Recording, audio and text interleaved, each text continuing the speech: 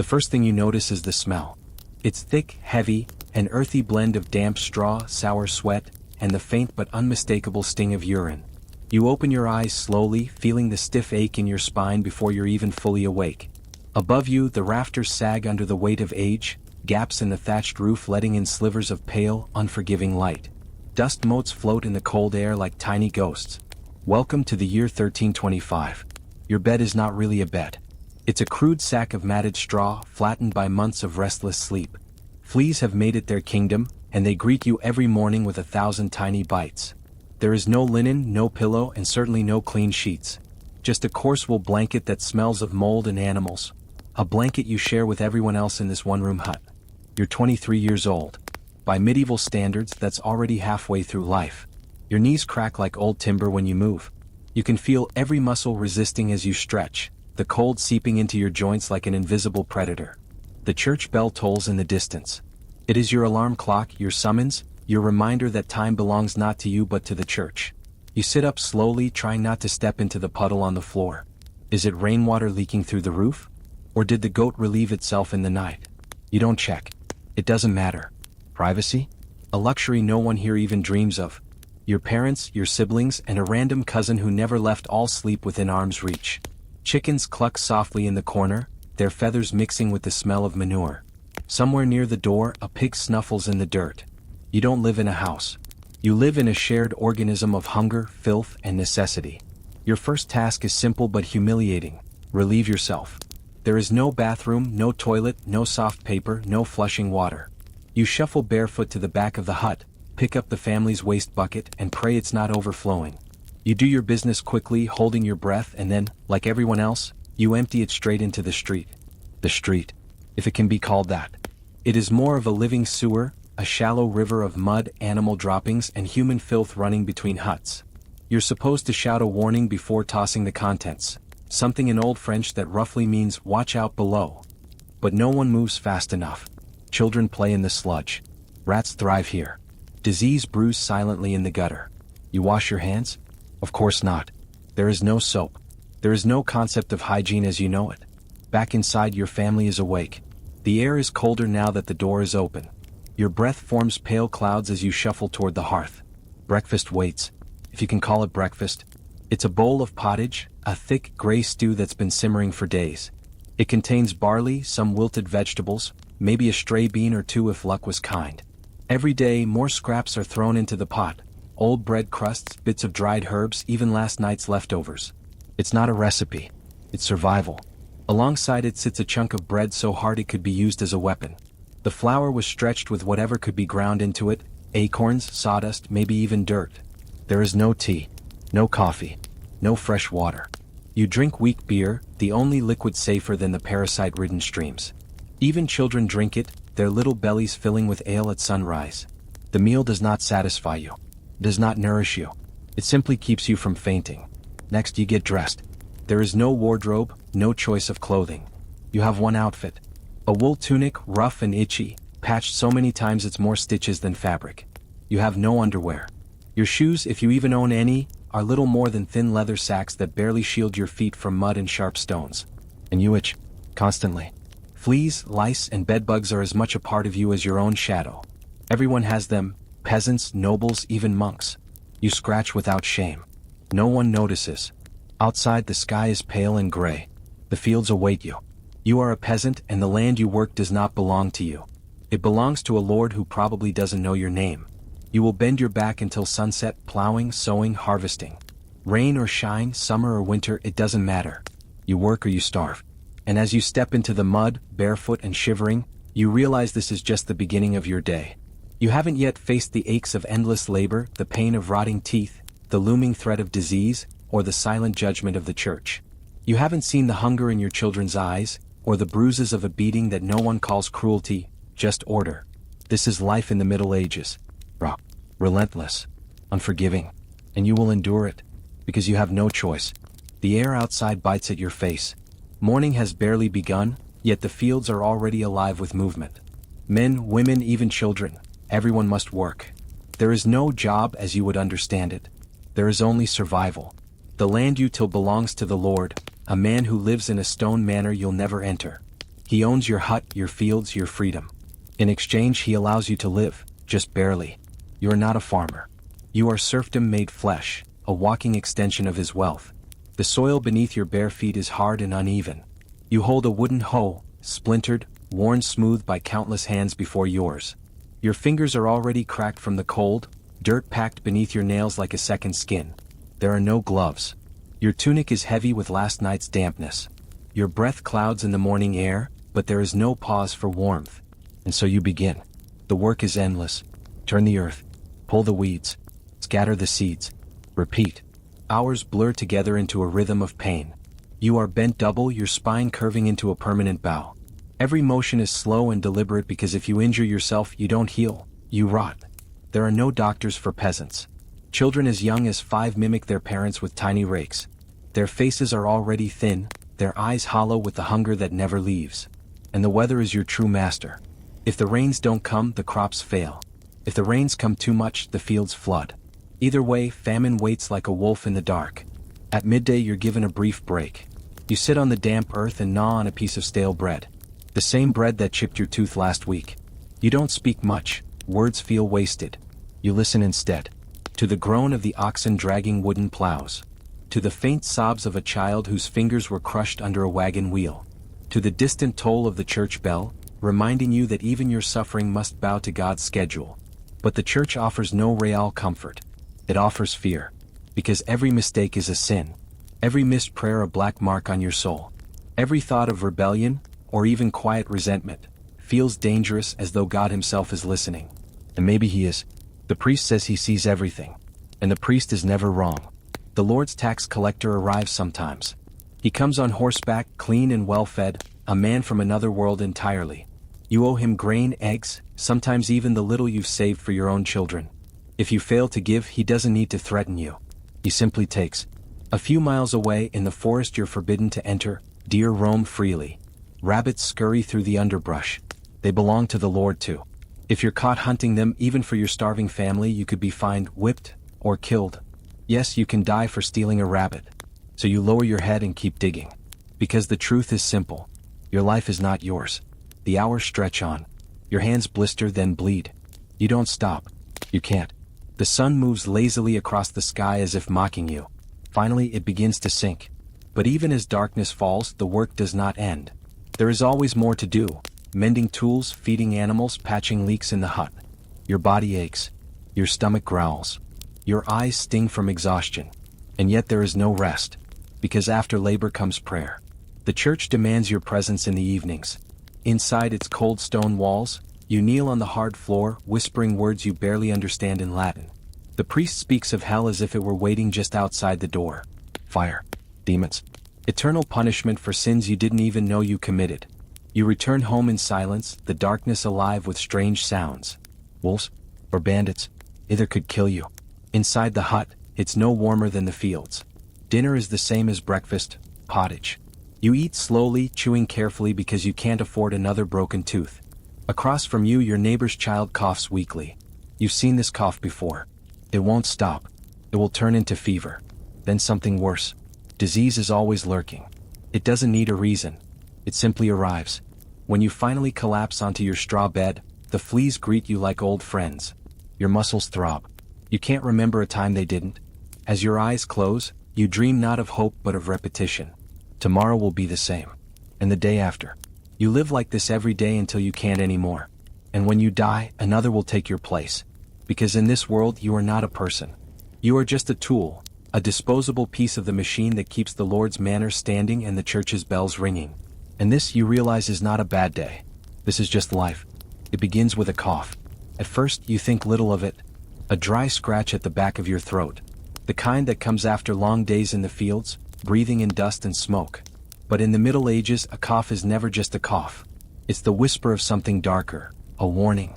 Because sickness is everywhere. It clings to the walls of your hut, to the foul air of the streets, to the muddy water you drink. There is no clean. There is no safe. Everything you touch is a gamble. And when illness comes, it comes quietly at first, then all at once. Your neighbor's child starts shivering, his little body burning with fever. His mother places a damp cloth on his forehead. She whispers prayers, hoping the saints will intervene. But they don't. By nightfall his lips are pale. By morning he's gone. No one is surprised. No one screams. There's no doctor to call, no medicine to fetch. Death is part of the routine. Sometimes it's something small, a fever, an infection from a simple cut, a toothache that festers into a killing wound. Sometimes it's worse. Much worse. The plague is the one everyone fears most. It moves like a shadow over the land. You hear whispers in the market. A village not far away was struck, and now every house there is silent. When it arrives you'll know. The black swellings under the arms. The vomiting. The stench. And the knowledge that nothing, no prayer, no herb, no priest, will save you. But here's the truth, even the ordinary illnesses are enough to end you. A stomach ache? It could be spoiled grain laced with fungus. You'll convulse, hallucinate, then slip into death. A bad winter? It will starve you slowly. Your body will eat itself from the inside. A simple childbirth? For many women it's the final journey. When you do seek help it's almost worse than the illness itself. The local healer arrives, carrying a pouch of herbs and a handful of charms.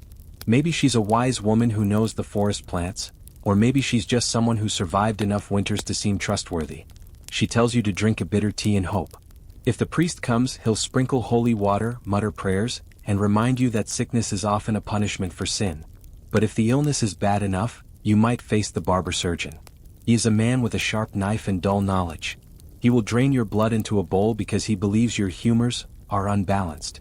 If you survive the bloodletting, you might actually feel weaker than before. If you don't survive, well, he'll say it was God's will. There are no antiseptics. No anesthesia. No concept of germs. Surgery is done with tools still dirty from the last patient. A broken bone is set roughly, bound with dirty cloth. Infection? It's just bad air, or divine wrath. You learn quickly that medicine isn't meant to heal. It's meant to keep hope alive long enough for your body to decide if it wants to survive. And even if you recover, you're left with scars. Inside and out. So most people don't seek help. They simply endure. They lie on straw mats, sweating through fevered nights, clutching a wooden cross, waiting for either the sickness to break, or their breath to stop. Because in this world, death is never far. You see it on the roads, carts carrying wrapped bodies to shallow graves. You see it in the eyes of widows who have buried too many. You see it in the hollow faces of those left behind, knowing they could be next. There is no comfort in death. No grand funeral for peasants. Just a quick prayer, a hole in the cold earth, and the same life continuing for everyone else. The church promises heaven, but it also reminds you constantly of hell. The priest speaks of lakes of fire and demons waiting for the sinful. You wonder, in your fevered haze, if you will burn for the things you've thought but never dared say aloud. And yet, through all this you keep going. You work. You pray. You try to smile through rotting teeth and aching limbs because there is no alternative. In the Middle Ages you don't live. You survive until you don't. Your stomach growls like a caged beast, but hunger here is not an occasional inconvenience. It is a constant companion. There is no feast, no abundance. There is only enough to not die, and even that is never certain. The rhythm of eating is tied to the seasons. In summer and autumn, the fields yield barley, rye, and the occasional hardy vegetable. In winter, the world tightens its grip. The days shorten, the earth hardens, and whatever food remains grows stale or rots. By spring, the hungry months, you're living off scraps. And famine? It's never far. One bad harvest, one harsh storm, one infestation of pests, and entire villages starve. So what do you eat? In the morning there's pottage again, a bubbling cauldron of misery. It's never fresh. It's the same stew from yesterday and the day before, endlessly replenished with new scraps. A piece of turnip, a wilted onion, perhaps a bone if someone got lucky. The taste is as dull as the life it sustains. Bread is your other staple. But this is not the soft, golden bread of modern kitchens. It's heavy, dark, and gritty, made from coarse rye or barley. Flour is stretched with ground acorns, sawdust, or even clay during hard times. Eating it feels like chewing a piece of the earth itself. Sometimes the bread carries an extra surprise, a fungus called ergot that twists the mind with hallucinations and searing pain. You don't know why it happens. You just call it St. Anthony's fire, and pray it doesn't burn through your family next. What about meat? For the peasant, meat is rare. Maybe a chicken on a feast day, or a hare if you're brave enough to risk poaching. Pigs and cows are too valuable alive to slaughter often. The nobility feast on venison, boar, and exotic spices, while you gnaw on gristle when fortune smiles. Dairy? A luxury. Milk sours in hours, butter goes rancid, and cheese carries as many bacteria as blessings. Still you eat it? Because you're hungry. Fruit is seasonal and fleeting. Most of it is preserved in honey or left to ferment into rough wine. Salt? Expensive. Spices? Unthinkable. A pinch of pepper costs more than you'll earn in a month. And the water? You do not trust it. It's a reflection of the world outside, dirty, unpredictable, full of hidden dangers. You drink weak ale instead, even at dawn, even for the children. It's safer than the river where chamber pots are emptied. Sometimes there is nothing. No bread. No pottage. No beer. Just a hollow ache in your gut. In famine years you'll chew on tree bark, boiled weeds, or leather straps softened in water. You'll eat whatever you can find because hunger strips away shame. You see it in your neighbor's eyes. The quiet desperation. The slow wasting. The children who stop crying because their bodies no longer have the strength. And yet, food is not just survival. It's power. The Lord eats well. His hall is filled with roasted meats, fresh loaves, imported wines, and spices that perfume the air. His waist alone could feed your family for a week. You glimpse his feasts from afar, smelling the richness you will never taste. It is a reminder, you are beneath him even at the table of life itself. So when you sit by your hearth at night, hunched over the same bowl of stew you've eaten all your life, you feel two things. Gratitude that you have something, and fear that tomorrow you might not. Because here, hunger is not just a feeling. It is a ruler. It governs your choices. It drives your work. It dictates your morality. A starving man will steal. A starving mother will lie. And famine will make saints into sinners without hesitation. You eat not for joy, not for taste, but to endure another day in a world that seems determined to thin your numbers. And if you're unlucky, hunger will take you before disease does. You wake already itching. It's not a sudden itch, more like a dull, crawling sensation that's been with you so long it's almost a part of you. Your scalp prickles. Your arms burn with the tiny bites of unseen things. And you know exactly what they are. Lice, fleas, bedbugs. They live on you, in you, around you. There is no escape. No matter how often you scratch, you will never truly be clean. Your clothes, if you can even call them that, are little more than rags masquerading as garments. You own exactly one outfit, and it has followed you through every season, every storm, every sweat-soaked day of labor. It is made of coarse wool, woven so roughly that it feels like wearing a sack of nettles. The fibers scrape your skin raw. They hold sweat like a sponge, never fully drying. The smell is permanent now, sour, damp, and faintly rotten. There is no linen underlayer unless you are lucky, and you are not lucky. So the wool sits directly on your skin, trapping heat and breeding rashes. When you work in the fields, sweat soaks the cloth, making it heavier, clammier. When the wind blows cold, it stiffens like frozen bark, clinging to you like a second skin of misery. And you cannot wash it. To clean your tunic, you would need to haul water from the well, heat it over the hearth, wasting precious firewood, scrub the cloth with ashes or lye, then hang it to dry. But time is short, water is heavy, and soap is a luxury for nobles. So you don't wash it. You just keep wearing it. Day after day. Season after season. Even the shoes, if you have them, are barely more than animal hide stitched into a vague shape of footwear. The leather is untreated, stiff, and cracked. They leak in the rain. They tear in the mud. And they do nothing to keep the cold from biting your toes. Most peasants go barefoot instead, their soles calloused and cut from years of trudging through mud, dung, and filth. Your feet are a map of your life. Cracked heels, raw blisters, embedded dirt. A single wound, a single festering cut, could become an infection. An infection means fever. Fever means death. But it's not just the clothes. It's the world you live in. Your hut is made of wood, mud, and straw. It leaks when it rains, it freezes in the winter, it swelters in the summer. The floor is bare earth, and over time it has turned into a sticky mixture of spilled ale, animal droppings, and whatever leaked from the waste bucket. There is no clean corner. No untouched surface. At night, the smell of the day clings to everything. Smoke from the hearth, sweat from your body, the acrid stink of manure, the sourness of unwashed wool. It mixes into a permanent fog that no candle can hide. And everyone sleeps together. Parents, children, cousins, chickens, goats. You breathe the same stale air. You share the same lice. You live like this because there is no alternative. Bathing? That's another story. In your time, washing yourself is not considered healthy. People believe bathing opens the pores, letting sickness creep in. Besides, it's too much work. You must haul and heat buckets of water, fill a wooden tub, and then after all that effort, you're sitting in the same dirty water you just washed off. Worse, if you use a public bathhouse, people will gossip about your vanity, or worse, your morality. So you wipe yourself with a damp cloth occasionally. You scrape the dirt from under your fingernails with a knife. You shake out your tunic in the wind. But you never truly get clean. Your hair? It's a battlefield. Fleas and lice nest in it like it's their kingdom. To groom yourself, you might heat a comb over the fire and drag it through your scalp, killing some of the invaders with the heat. But more always return. Women sometimes wear linen caps or scarves to hide the infestation.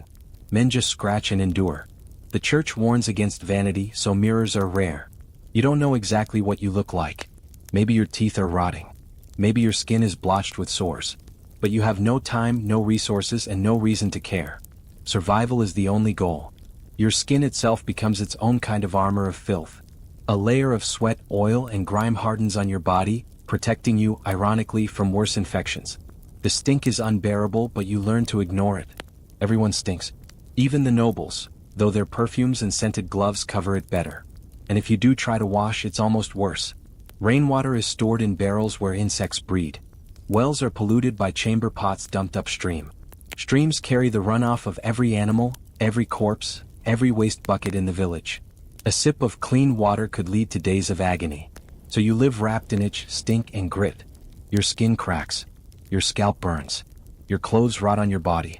And you endure. Because you must.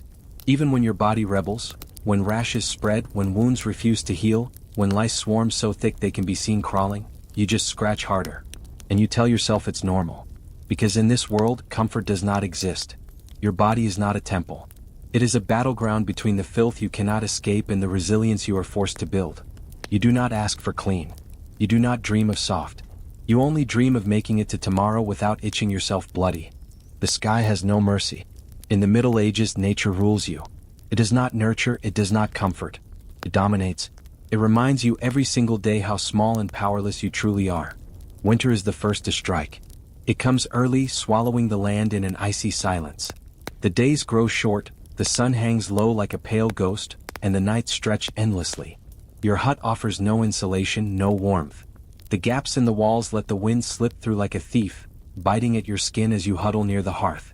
Firewood is precious, too precious. Gathering it from the forest is dangerous, and often illegal. The Lord owns the woods just like he owns you. Stealing branches, even fallen ones, could cost you your hand. So you ration the few sticks you have, burning them slowly, knowing they will not last until spring. The cold creeps into your bones. It stiffens your fingers until they no longer bend. Your breath freezes in the air. Your feet ache constantly, damp from the endless mud and half-rotted straw on the floor. You layer your wool tunic, but it is never enough. Frostbite is not diagnosed. It's just called bad luck. Your toes blacken, your fingers swell and crack, and the pain is a slow, dull scream you carry with you everywhere. When the ground freezes, the fields become useless. There is no planting, no harvesting. Food stores run low. Hunger deepens.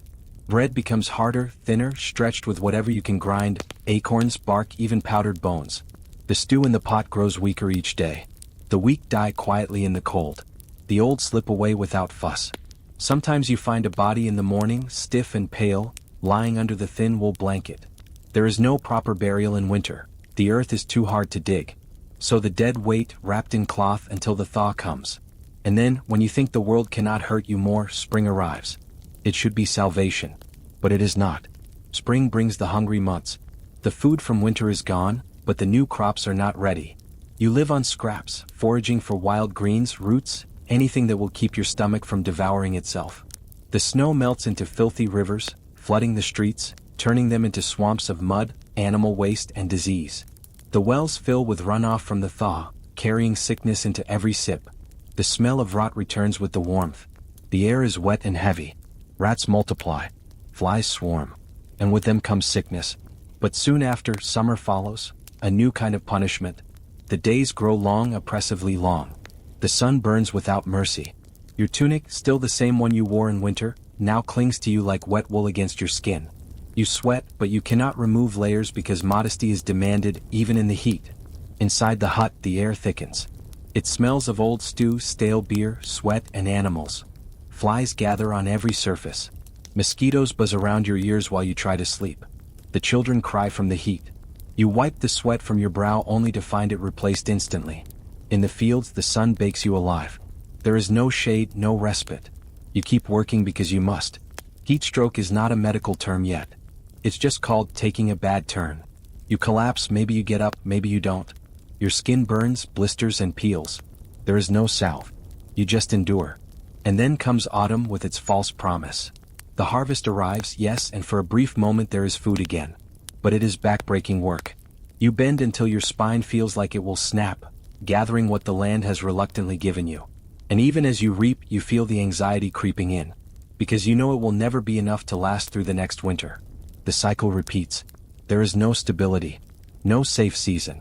Each one carries its own threats. Cold that kills, heat that drains, floods that drown, droughts that starve. Rain comes too hard, washing away seeds. Or it doesn't come at all and the soil cracks into dust. You pray to God for mercy, but you know mercy is rare. Nature is not your friend. It is a relentless tyrant. It decides who eats and who starves, who freezes and who lives, who wakes to another day and who never wakes again. You do not control the land. The land controls you. When you lie in your bed of straw at night, listening to the wind howl through the cracks in your hut, you feel the weight of it. You understand that you are nothing more than a small, fragile thing caught in the endless churn of earth and sky. And you know deep down, you will never win. You can only endure the turning of the seasons until they finally break you. The Middle Ages are not safe. Not from the cold, not from the hunger, and certainly not from other people. Violence is woven into the fabric of daily life. It is not rare. It is not shocking. It is expected. There is no police force, no system of protection for ordinary peasants. The law belongs to the Lord. His word is final, his mood the difference between mercy and ruin. Justice is a performance for the powerful, and for everyone else, it is a threat hanging over your head. Walk through your village and you'll see it. The bruises on a wife's face from her husband's discipline. The child with a broken arm, not from accident but from punishment. It is not considered cruelty. It is order. Step outside the village? The roads are worse. Travelers are easy prey for bandits, men with nothing left to lose. They wait in the forests, ambushing merchants, pilgrims, even priests. They strip you of your shoes, your clothes, and if you resist, they take your life too. If you're lucky, they leave your body in the ditch. If not, the wolves will find you before anyone else does. But the worst violence is not in the shadows. It is in broad daylight, dressed in ritual and authority. Because medieval justice is a spectacle. Steal a loaf of bread because your family is starving? Your hand could be chopped off in the village square. Accused of lying or blasphemy? Your tongue might be pierced with iron so you'll never speak falsehoods again. Gossip too much? You could be locked into the scold's bridle, a metal mask with a bar that forces your mouth shut while the whole village laughs. If the crime is worse, or if someone powerful simply wants you gone, you'll face the high justice. That means hanging, beheading, or burning alive. And it's always public. People gather in the square to watch. They bring their children. They cheer. They jeer. For them, it is entertainment, a break from the monotony of toil and hunger. They watch the condemned swing, choke, or scream because it is a reminder, obey or this will be you. Even if you are innocent, it doesn't matter. Because innocence must be proven, and in the Middle Ages, proof is a cruel joke. There are no lawyers, no evidence, no reasoning. There are only ordeals. You might be told to plunge your hand into boiling water to retrieve a stone. If the wound heals cleanly in 3 days, God has declared you innocent. If it festers, as all wounds do, you are guilty. Or they'll bind your arms and legs and throw you into a river. If you sink, you are pure and innocent.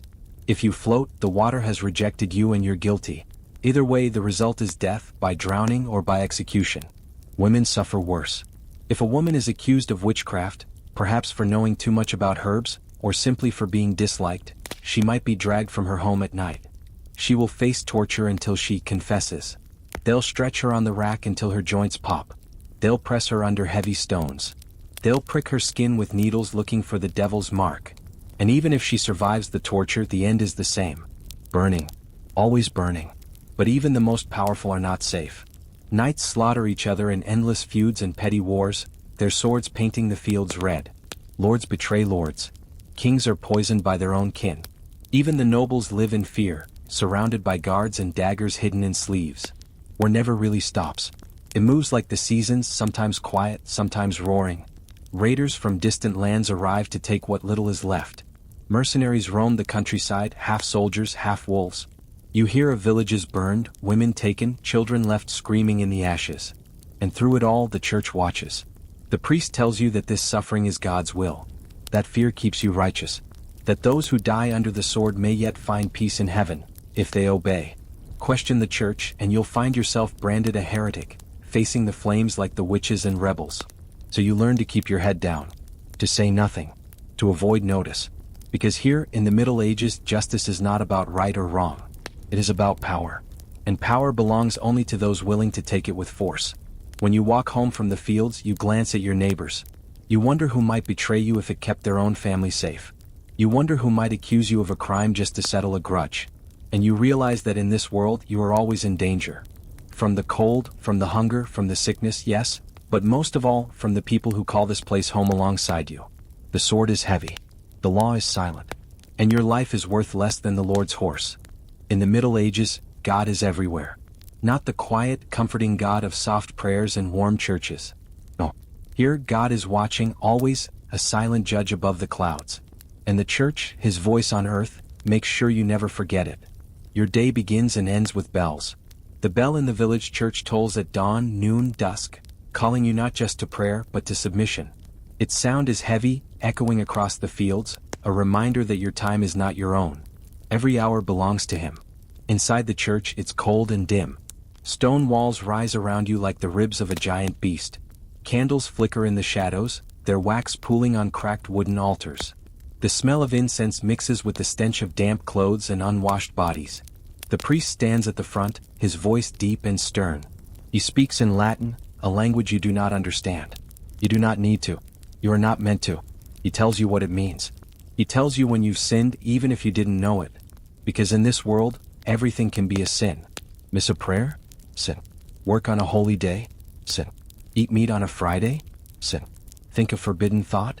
Double sin. And sins are dangerous. Not just for you but for everyone. A single person's guilt can bring God's wrath upon the whole village. Famine, plague, storms. So your neighbors watch you closely. And if you stray, they will tell the priest. They will save their own souls by sacrificing yours. You live under constant surveillance, not from guards or kings but from faith itself. Confession is the only escape. You kneel before the priest and spill your secrets. The shame burns your cheeks as he listens. And when you are done he absolves you, maybe. If he thinks you're sincere. If not, your soul remains stained. And there is one stain you cannot escape. Original sin. From the moment you are born, the church tells you that you are tainted, broken, guilty before you even breathe. You need baptism to cleanse it. Without it, even an infant will not see heaven. So parents rush their newborns to the font, fearful that a single delay might doom their child's eternal soul. Death is always close and death is never simple. Because when you die, you don't just stop existing. No, you go somewhere. The priest speaks of heaven, a place of eternal light and joy, but it feels distant, unreachable. He speaks more often of hell, a pit of endless fire, demons tearing at flesh, rivers of boiling blood. The images are vivid, terrifying. And then there's purgatory, the in-between place. The church says your soul must burn there for a while, suffering for its sins before it can hope to see heaven. Unless, of course, your family pays the church to say masses for your soul. So you give. Even when you have nothing, you give. Chickens. Grain. Coins if you're lucky enough to have them. Because maybe, just maybe, it will shave a few years off your eternal torment. The calendar itself is chained to faith. There are holy days, dozens of them. They break the endless cycle of work, but they are not for rest. They are for fasting, praying, attending long masses, and reminding yourself that joy is dangerous. Even weddings and village feasts begin with prayers and end with confessions. The church is not just your spiritual master. It is also your ruler. It owns land. It collects taxes called tithes, a tenth of everything you have. If you refuse, you are excommunicated. Cut off. Cursed. No one will trade with you. No one will speak to you. You will be thrown out like a leper. And questioning the church? That is unthinkable. Those who doubt, those who speak too loudly are called heretics. And heretics burn. Sometimes the priest warns of witches. Women who speak to spirits, who heal with herbs, who live alone and do not obey. They are said to dance with the devil. They are hunted, dragged from their huts, and put to trial. The trial is always the same. Torture until confession, then fire. Fear grows like a weed in the village. It wraps around your life until you cannot separate it from yourself. Fear of God. Fear of demons. Fear of the priest. Fear of your own thoughts. Even the stories you tell at night are soaked in religion. You whisper about saints and martyrs, about devils hiding in the woods, about the souls of the damned that wander the roads at night. Children shiver in the dark, clutching wooden crosses, afraid to breathe too loudly. And yet, for all the fear, you cling to faith, because what else is there? The church tells you this world is only a test, that the hunger, the cold, the pain, the endless toil, they are all trials. If you endure them faithfully, you might find peace in the next life. If you fail, you will burn forever. So you kneel. You bow. You obey. You light a candle in the church, watching its flame flicker like your hope. You pray not because you understand, but because you are too afraid not to. Because in this world, belief is not a choice. It is survival. God is everywhere. The church is everywhere. And you belong to them both. In the Middle Ages, being a woman is not just harder. It is a different kind of life entirely, one lived in quiet submission, constant danger, and invisible sacrifice. From the moment a girl is born, her path is already written. She is not her own. She belongs to someone. First, she belongs to her father. He decides what she will do, whom she will marry, how her dowry will be arranged. Her childhood is brief. By the time she is 12, she is already spoken for. At 14, she may be a wife. By 15, a mother, if she survives the birth. Marriage is not love. It is transaction. A girl is a way to forge alliances, secure land, or gain favor. Her opinion does not matter. She is given, not chosen. Once married, she belongs to her husband. The law is clear. The husband is master of the household. He can discipline his wife as he sees fit. A slap, a beating, a lifetime of harsh words, it is not abuse, it is his right. If she protests, she is called a shrew, a nag, or worse, a witch. Her days are filled with endless labor. She wakes before dawn to light the hearth. She grinds grain into flour, churns butter, brews weak ale, tends to the animals and men's clothing already falling apart from wear. She cleans the hut, though it never truly feels clean. She cares for the children, hers and sometimes those of others. She helps in the fields during planting and harvest, bending her back beside her husband, then returns home to cook and wash. There is no rest, no quiet moment. Her body is a tool for survival, always working, always enduring. And then there is childbirth. It is the most dangerous duty of all. There are no doctors, no sterile tools, no pain relief. Just a midwife with herbs and whispered prayers. A woman in labor is surrounded by other women, holding her hand, wiping her brow, but even they know the truth. This could be the end. The pain is unimaginable. Hours, sometimes days, of screaming on a straw bed, gripping wooden beams until her hands bleed. If the baby is too large, if it comes the wrong way, if there is too much blood, she dies. Many do. If she survives, she must immediately care for the newborn, even as her body trembles from exhaustion. She will likely become pregnant again within a year. And again. And again. Her body is pushed beyond its limits until it finally breaks. Many women do not live past 30. And yet, if she fails to give her husband sons, it is her fault. She is called barren, cursed, useless. He may take another wife. He may abandon her. If she is widowed, life becomes even more precarious. Without a man, she is vulnerable, to poverty, to scorn, to the unwanted attention of men who see her as prey. If she tries to live independently, rumors begin. She is called strange, unnatural. Maybe a witch. Even a woman who survives, who bears many children and keeps her husband's house in order, has little voice. She cannot vote. She cannot hold property without a man's permission. She cannot speak in church. Her existence is defined entirely by the men around her. But some women try to escape this fate. A noble woman might enter a convent to avoid marriage, becoming a nun. There, she gains some education, perhaps even influence within the cloister. But her life is ruled by strict silence, endless prayer, and the same obedience demanded of all women. A few rare women rise above. Queens, noble widows, abbesses. They wield power in the shadows, shaping dynasties through marriage and diplomacy. But even they are careful. One wrong move, one whisper of scandal, and they too can fall, accused of witchcraft or treason. And for those who cannot or will not obey, the punishment is swift. A woman with too much knowledge of herbs becomes a witch. A woman who speaks too freely is a heretic. A woman who defies her husband is a sinner. All paths lead to the same place, the pyre. So most women learn to keep their heads down. To smile softly, to endure silently, to accept the endless cycle of toil, childbirth, and subservience. But even in this bleakness, there are moments of resilience. They sing lullabies to their children by the hearth. They share whispered secrets while spinning wool. They help each other during births, during sickness, during times when the men are away. They carry the stories of the past, the little bits of herbal wisdom, the quiet rituals that keep families alive. And though their voices are rarely recorded in history, they are the backbone of it. Every field harvested, every meal cooked, every child raised, it is done by women's hands. And yet, in the eyes of the medieval world, she is not a hero. She is just a wife, a mother, a vessel, a shadow. A woman in the Middle Ages is expected to suffer gracefully, and to disappear into the silence when she no longer can. In the Middle Ages, there is no such thing as a childhood the way you know it. There are no carefree days, no toys scattered in a warm room, no gentle schooling under the watch of patient teachers. Childhood here is brief, harsh, and forgotten. A baby is born into uncertainty. The midwife lifts the infant into the dim light of the hut. Its first cry echoes through the cold air. But there is no celebration, only relief that it survived the birth, because many don't. Even in the first hours of life, death waits close. Infection, fever, weakness.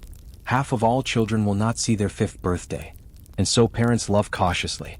They know this tiny life might not last the winter. Baptism happens immediately. Within days, sometimes hours. The priest sprinkles water on the baby's head, muttering prayers in Latin. Without baptism, the child's soul is doomed. Even infants, the church says, carry the stain of sin. From that moment, the clock is ticking. A baby is swaddled tightly, wrapped in strips of cloth until it cannot move its limbs. This, they believe, will help the bones grow straight. The child lies in a cradle near the hearth, silent except for occasional cries. There are no toys, no mobiles, no bright colors. Just the dull smell of smoke and wool. If the mother must work, and she must, the baby is left in the care of older siblings, barely children themselves. A wooden spoon tied with a scrap of rag might serve as a rattle. A bit of stale bread might be shoved into a tiny mouth as a pacifier.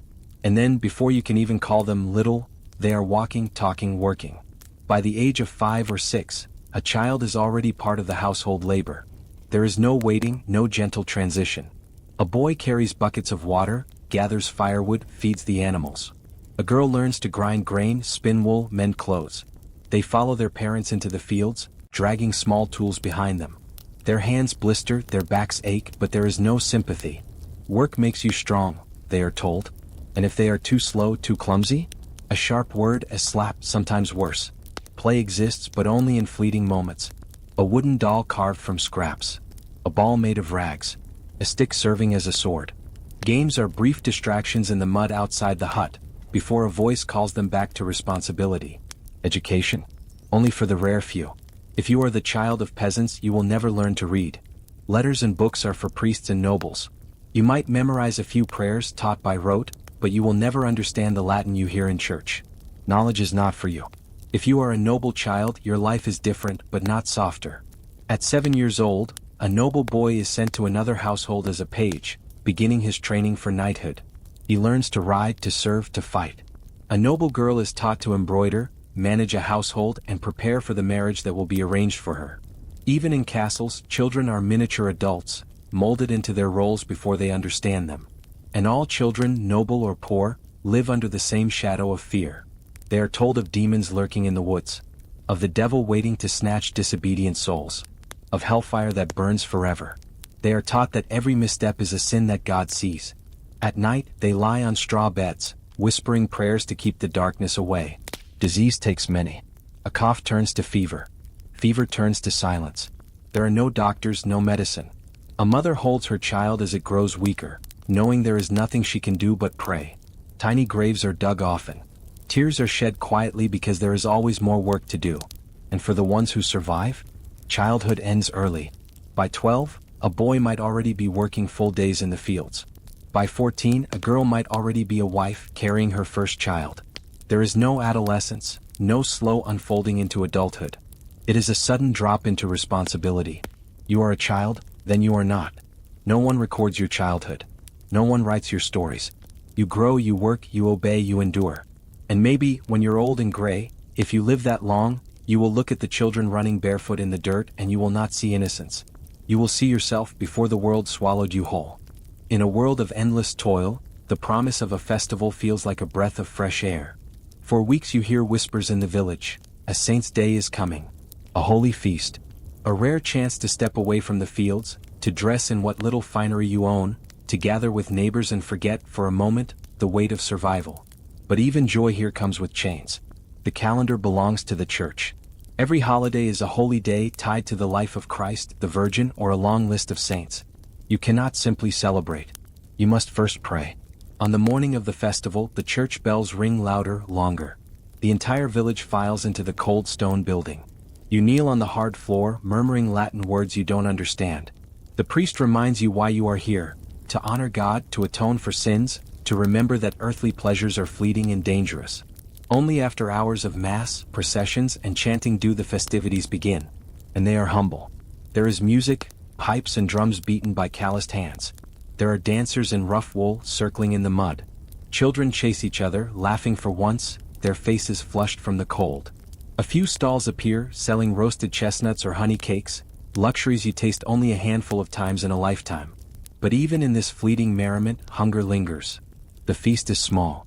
Perhaps the Lord has allowed a pig to be slaughtered for the village, its meat divided in thin slices among dozens of families. Perhaps there is extra bread today, thicker pottage with actual herbs. But it is not abundance. It is only slightly less scarcity. And the Lord himself? He celebrates in his manner with roasted venison, spiced wine, golden loaves of white bread, the kind you will never touch. His hall echoes with laughter, music, and rich scents that drift out the windows, mocking you.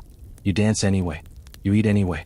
You drink the weak ale until your head spins, not from intoxication, but from the relief of one day without relentless work. But the church watches. Always. Even in celebration there are rules. Too much drinking is sin. Too much dancing is sin. Laughing too loud? Vanity. Gluttony. Pride. The priest walks among the people like a shadow, reminding them with his cold gaze that God sees everything. And so the joy is measured, controlled. As the day wanes, the music softens. The dancers grow tired. The children's laughter fades. You return to your hut with a dull ache in your legs and a faint taste of sweetness still lingering on your tongue. But even as you close your eyes, the fear creeps back in. Because festivals can also bring danger. In the crowded streets, fights break out. A drunken argument becomes a brawl, and suddenly knives flash in the dim light. A young woman is pulled aside by men who drink too much and forget themselves. Someone is accused of cheating at dice. Someone else is accused of stealing bread. And when accusations start, they do not stop. The next day, the priest speaks of sin in his sermon. He warns of the devil dancing among the villagers during the feast. He names no one, but everyone feels guilty. And sometimes the festival ends with more than prayers. Sometimes it ends with a trial. Maybe a woman who laughed too freely is whispered about as a witch. Maybe a stranger passing through is accused of theft. Maybe a man with enemies finds himself beaten in the street, blamed for something he didn't do. The Lord's men drag them away, and the same people who danced beside them the night before now watch them kneel in the mud. So even joy here carries risk. There are other festivals too, seasonal ones tied to the harvest. In autumn there is a harvest feast. For a brief moment, there is more food than usual. Families roast vegetables, bake coarse bread, and share what they have. They thank God for the crops, though they know they still may not last the winter. They sing songs, tell stories by the fire. In spring there are pagan remnants. May Day dances around a pole, flower garlands, old rituals to ensure fertility for the fields. But even these are claimed by the church, repainted with Christian symbols. And in winter there is Christmas, but not as you know it. There are no trees glittering with lights, no wrapped gifts, no soft carols. There is simply a cold mass in the church, then a modest meal shared with family. The real celebration happens in the Lord's hall, where wealth and power mean warm fires and overflowing tables. For the peasants, even holy days are reminders of the hierarchy. The Lord and his family drink wine from silver cups. You drink ale from clay mugs. They eat spiced cakes. You eat rye bread and boiled roots. They feast. You watch. And when the festival ends, it is over completely. No lingering joy. No holiday rest. The very next day you return to the fields, to the same hunger, the same cold, the same toil. The laughter of the feast feels like a dream you imagined. Because here, in the Middle Ages, celebration is not escape. It is just a pause. A brief, fragile spark of light before the darkness folds over you again. And even that spark belongs not to you but to the church that allowed it. From the fields, you look up at the castle on the hill and imagine it as a place of warmth and plenty. Stone towers piercing the sky, banners fluttering, the silhouette of a fortress that seems untouchable. But step inside and you find another world, Different from the mud and straw of the peasant village, yes, but still harsh and unforgiving. The castle is built for defense, not comfort.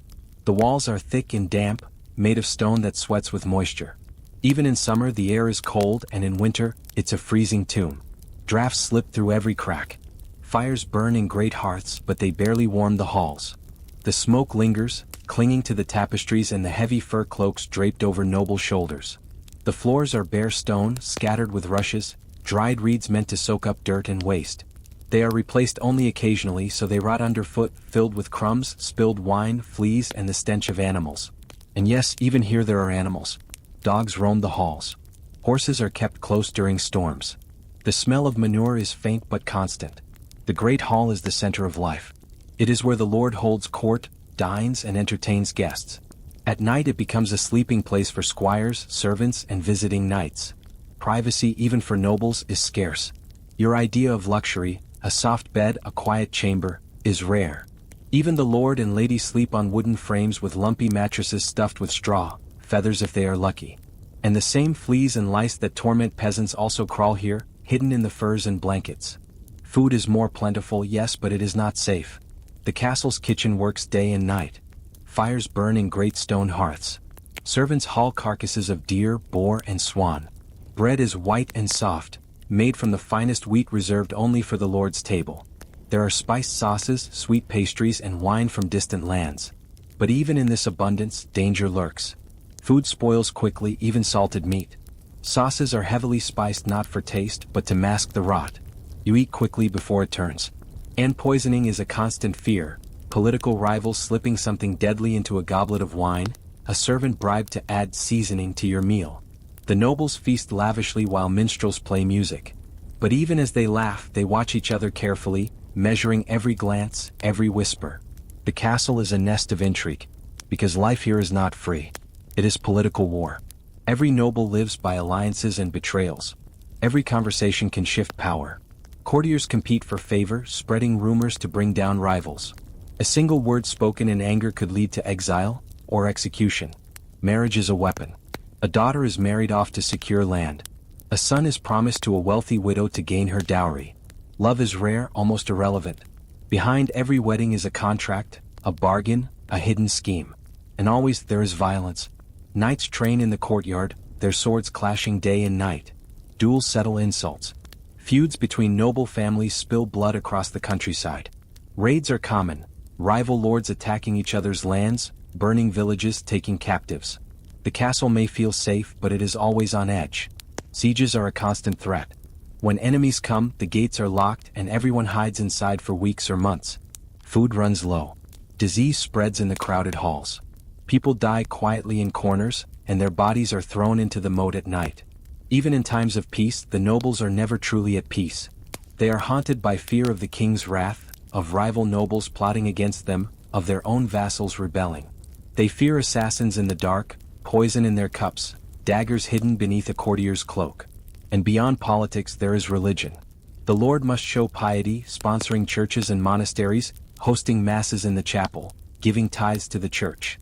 But even the nobles live under the same fear of sin, of purgatory, of eternal damnation. They might confess more privately, might pay for masses to cleanse their souls, but deep down they fear the same hellfire the peasants do. Life for noble women is no softer.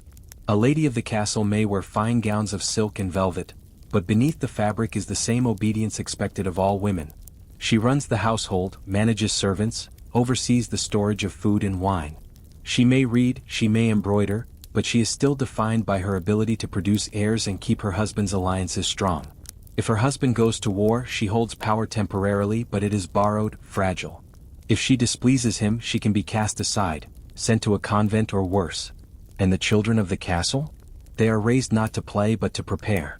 Noble boys are sent as pages to other households at 7, learning swordplay, hunting, and the art of war. Noble girls are taught etiquette, dancing, music, all tools to make them valuable in marriage. Even in castles, childhood is brief, overshadowed by duty. At night, when the fires burn low and the corridors fall silent, the castle feels less like a home and more like a stone prison. The wind howls through the arrow slits.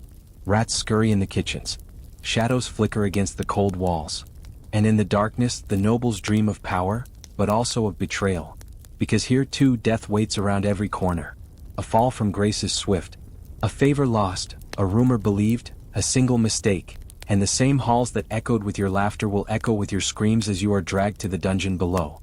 Yes, the peasants look up at the castle as if it is another world. But inside, it is the same struggle, only gilded with furs, banners, and fear. The same cold, the same sickness, the same fragility. Because in the Middle Ages, whether in a mud hut or a grand fortress, no one is safe. In the stories told by minstrels, war is noble. Knights ride out in shining armor, banners fluttering, swords flashing in the sun. The strong defend the weak. The righteous prevail. But step onto an actual medieval battlefield, and the illusion shatters like a brittle blade. War is filth. War is chaos. War is hunger. It begins long before the battle itself. You are a peasant called to fight for your lord. You have no choice. He summons you and you leave your fields behind, knowing your crops will rot without you. You take what you can carry, a wooden spear, maybe an old rusted sword, a knife. There is no training. There is no armor. Your body is the shield and you know it will not last long. The march is grueling. Days on end you trudge through mud, carrying sacks of grain or dried meat that will not last. Your boots, if you even own any, rub your feet raw. Blisters burst and fester. The men around you stink of sweat and fear. At night, you sleep on the hard ground, curled under the same lice-infested blanket you use at home. If you're a knight, your journey is different, but not much better. You ride a horse, yes, and your armor gleams when polished. But it is heavy, suffocating, and expensive beyond comprehension. A full suit of plate weighs as much as a small child, turning you into a slow-moving target. Beneath the steel, you wear layers of padded cloth that soak up sweat until you feel like you're drowning inside your own armor. And even knights are not immune to hunger. Supplies run out. Horses grow thin. The camp reeks of unwashed bodies, rotting food, and the stench of the latrine trenches dug in haste. The days before battle are the worst. You wait. You wait knowing what is coming. You sharpen your blade, polish your spear, and try not to think about the screams you will hear soon. Men pray. Some drink until they can barely stand, hoping to dull the terror. Others sit silently, staring into nothing. Then the horns blow, and the world explodes. The battlefield is not a grand chessboard of strategy. It is chaos. You hear the roar of men charging, the clash of steel, the whistle of arrows slicing the air. Horses scream as they fall, their riders crushed beneath them. Mud splashes your face, except it isn't just mud. It's blood. If you're lucky, you never see the arrow that hits you. But most aren't lucky. They are skewered by spears, hacked by axes, trampled under horses. They scream for their mothers. They clutch their spilling guts with trembling hands. They crawl through the filth, trying to escape, only to be finished off by another man too desperate to care. And there is no mercy. If you fall and cannot rise, someone will stab you through the throat to make sure you're dead. If you are captured, you will be ransomed if you're valuable, or mutilated if you're not. Prisoners are blinded, maimed, left to rot in cages. Knights, supposedly bound by chivalry, are no better. Chivalry is for the poems. On the field, they kill, loot, and burn just like everyone else. And after the battle, the horror doesn't end. The dead lie everywhere. Bodies hacked apart. Faces unrecognizable. Flies gather in clouds over the piles of corpses. The smell is so thick it coats your tongue. Wounded men moan through the night, begging for water, for help, for a quick death. But there are no doctors. No anesthesia. If a limb is mangled, the surgeon, often just a barber with a saw, cuts it off while you scream until you faint. If the wound festers, you die slowly from fever. There are no medals, no glory, only survivors. And if you live, you return to a world that barely notices. The Lord who sent you to fight gains land, wealth, or power. You gain nothing but scars. You go home to your village, to the same field, the same hut. Maybe you lost a hand and can't work. Maybe your nightmares keep you awake. Maybe your family starved while you were away. And if you are a knight, the cycle is just as empty. You win a battle, gain favor at court, maybe take a prisoner for ransom.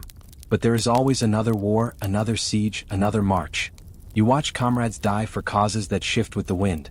Today's ally is tomorrow's enemy. Even victory feels hollow. The spoils of war are not clean. Villages are burned. Women are taken as prizes. Children are left screaming in the ashes. You tell yourself it is necessary. You tell yourself it is God's will. But deep down, you know it is just power devouring the weak. And when the war ends, if it ever does, the land is ruined. Fields are trampled. Livestock stolen. Disease spreads through the camps and into the villages. The people you were supposed to protect starve anyway. There are no winners. Only the dead and those who are not yet dead. And yet, war never stops. It is a cycle like the seasons. Kings die. New kings rise. Lords feud. Crusades are called. The church blesses the killing, promising forgiveness for the slaughter. And men march again, knowing they are marching into hell. The songs will still tell of glory. The minstrels will still sing of honor. But anyone who has seen a battlefield knows the truth. War is not noble. It is not clean. It is not beautiful. It is mud, blood, and silence where a man used to be. The Middle Ages have many enemies, war, hunger, cold, but none as merciless as disease. It comes quietly. It moves unseen. It strikes faster than any blade. And when it arrives, it does not kill one or two. It kills everyone. Most illnesses begin simply. A cough, a fever, a small rash on the skin. At first, you think it is nothing, just the chill of a cold night or a bad piece of meat. But by morning your neighbor is dead. By the next day so is his wife. By the end of the week, half the village is silent. Because here there is no medicine. No doctors as you know them. Only barber surgeons who bleed you with dull knives or attach leeches to your skin, believing that sickness is caused by an imbalance of your humors, blood, phlegm, black bile, yellow bile.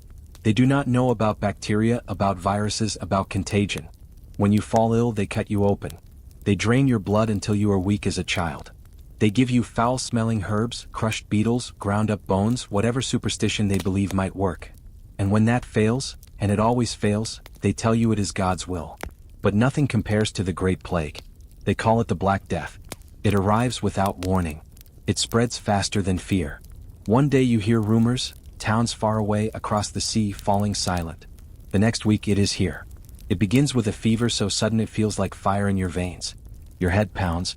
Your skin aches. Then come the buboes, black, swollen lumps in your groin, your armpits, your neck. They burn, they throb, they stink. Your flesh begins to darken, turning purple, then black. Within days you are vomiting blood. You cannot breathe. You lie on the ground, gasping like a fish, while your family backs away, too afraid to touch you. And then, quietly you stop moving. But even in death, the plague does not rest. The fleas on rats carry it. The fleas bite you and now you carry it too. It spreads in the air, in the clothes, in the very breath of the dying. It infects entire families in a single night. There are no safe places. In the villages, the huts empty out. Chickens wander through silent yards. Dogs howl at the doorways of masters who will never open them again. In the cities, the horror is worse. Narrow streets overflow with bodies. Carts creak through the alleys, piled high with the dead. Priests march with incense burners, chanting prayers as they sprinkle holy water over heaps of corpses. But there are too many. Soon the graves are full. The churchyards overflow. So the dead are dumped in mass pits. You can hear the earth groaning under the weight of hundreds, thousands of bodies. Lime is thrown over them to keep the smell down, but it doesn't work. The air itself feels poisoned. People flee, but there is no escape. They run to the countryside, but the plague is already there. They lock themselves inside their homes, but the sickness seeps through cracks like smoke. Neighbors stop helping each other. Family members abandon their own. Fear strips away humanity. Priests refuse to visit the sick. Doctors vanish. Lords flee their castles. Whole towns are left to die alone, their gates barred. And for those who remain, the mind breaks before the body. Some believe it is the wrath of God, punishment for sins. They march in processions, whipping themselves bloody in the streets, begging for forgiveness. Others blame witches, Jews, foreigners, anyone different. Pogroms begin. Innocent people are burned in a desperate attempt to find a scapegoat for a curse no one understands. The world feels like it is ending. And in some ways it does. The plague wipes out entire villages. Fields go untended. Livestock roam wild. Trade stops. Silence spreads faster than the disease itself. The land becomes a graveyard. Those who survive are not the same. If you live, it is by chance, not by strength. You are left standing in a world that feels hollow. Your friends, your family, your children, gone. You stare at the empty huts, the fields overgrown with weeds, and you wonder if it would have been better to join them. Even years later, the fear remains. Every cough makes you shiver. Every fever makes you think it has returned. You dream of the carts, the mass graves, the endless bells tolling for the dead.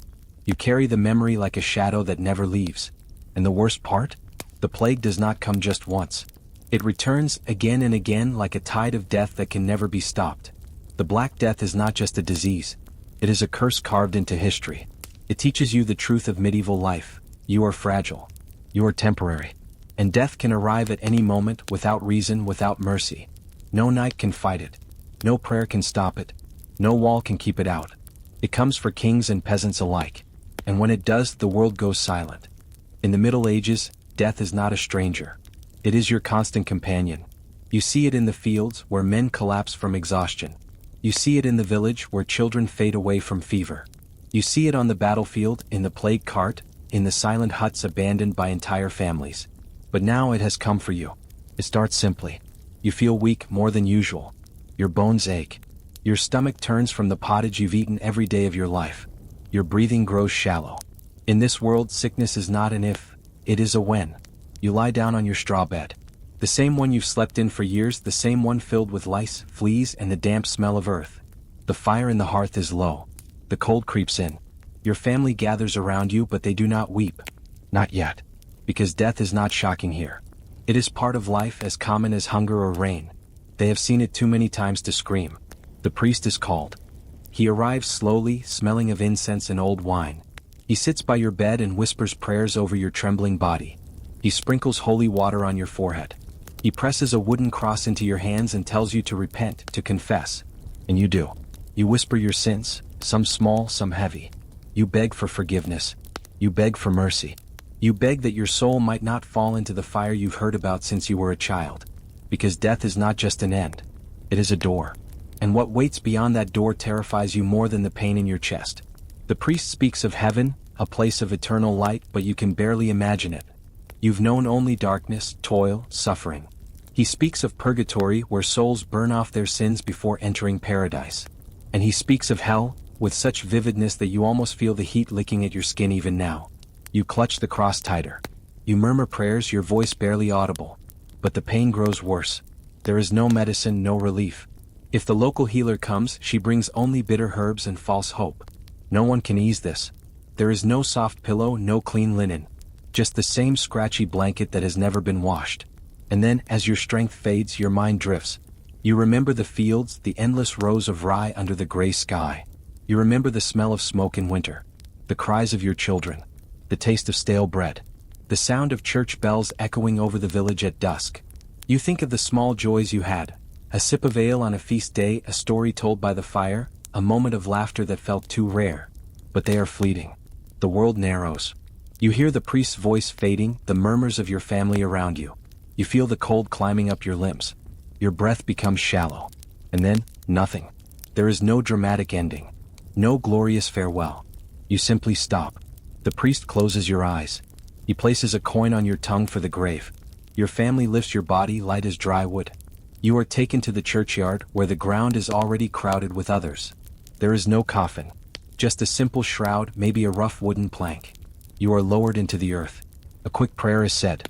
There is no time for more. Because life goes on for the living. Your family returns to the hut. The fields still need tending. The children still need feeding. The world does not stop for your passing. You will not be remembered by history. Your name will not be carved in stone. You were one of millions, living and dying in the shadows of castles and churches. And yet, you were everything to someone, for a brief moment. This was your life. Born in a cold hut. Raised in hunger and fear. Worked until your back broke. Prayed to a silent God. Fought to survive, only to die the same way you were born. Quietly in the straw, with nothing but faith and resignation. That is the truth of the Middle Ages. It was not romance. It was not glory. It was endurance. And even in the darkest misery, people still clung to hope. They still sang songs. They still told stories. They still dreamed, even if the dreams never came true. Because that is what humans do. Even when the world gives them nothing, they find something small to hold on to. So tonight, when you lie in your warm bed, under clean sheets, with medicine, light, and safety around you, remember this. You are the future they never saw. You are the wish they whispered in the dark. You are the proof that life moved forward, past the hunger, the filth, the plague. And you never had to live the life they did.